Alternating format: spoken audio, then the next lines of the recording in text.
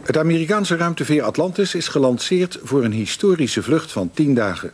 Aan boord van de Atlantis zijn 5 Amerikanen en 2 Russen.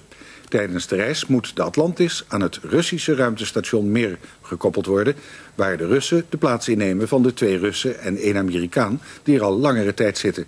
De Atlantis zal 5 dagen aan het ruimtestation gekoppeld blijven. A historic rendezvous in space is right on schedule now, and US-Russian crew is busy conducting experiments aboard the US space shuttle Atlantis.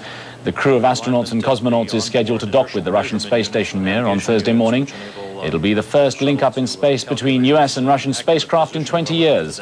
Atlantis blasted off on Tuesday after 4 days of delays due to bad weather. The mission is the United States' 100th manned spaceflight.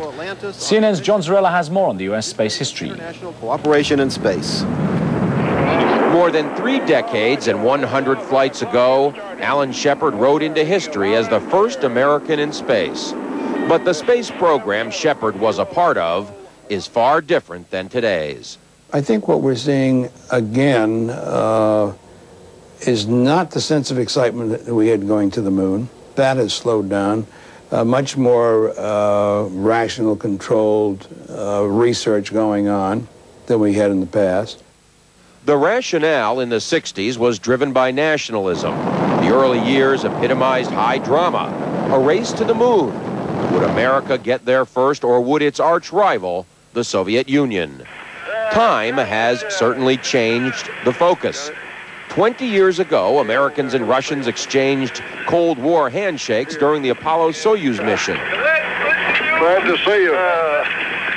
Now, the shuttle Atlantis and the Mir space station are about to be joined.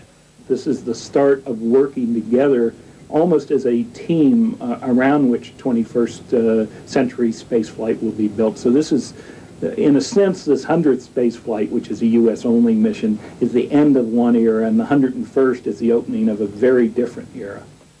With a U.S. budget-cutting Congress and a Russia strapped for cash, no one is quite certain what the new era in cooperation will bring, or whether historians will look back at this shuttle mission and see it in the same light as Alan Shepard's first flight. Manned spaceflight has become sort of a routine thing. And so, you know, there isn't that anticipation, that excitement, that fear of the risk associated with it that there used to be. Roger, roll, Endeavour. With NASA moving toward turning the shuttle program over to a private company and the space station on tenuous ground, whether the U.S. will get to mission 200 is an open question. It's so important to us that I can't believe that the American public is going to get completely apathetic, and that, you know, the funds for a continued space program, at least to some level, is not going to be sustained. I believe that it will.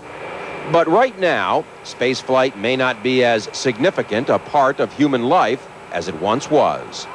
The question is whether humans will have as much of a role in the future of space exploration as they have had in the past.